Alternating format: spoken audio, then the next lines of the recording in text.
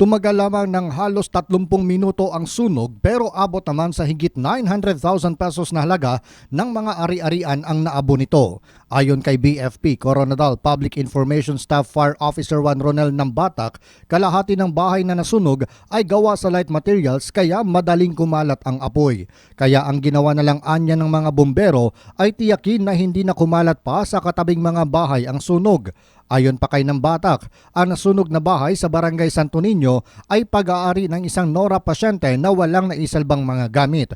Ipinagpasalamat naman ni Nambatak na walang nasaktan sa sunog. Luckily naman po, na-control naman yung apoy at sa nawalang nadami na ibang bahay na katabi. During sa pakadto pa lang midire, may mga tao naman na nag-a-attempt nga nagabasa sa ila. Balay nga medyo lapit, pero parinigid maglapta ang katong kalayo. Si Fire Officer 1 Ronel Nambatak. Sa ngayon, ayon kay Nambatak, ay inaalam pa ng BFP ang sanhi ng sunog.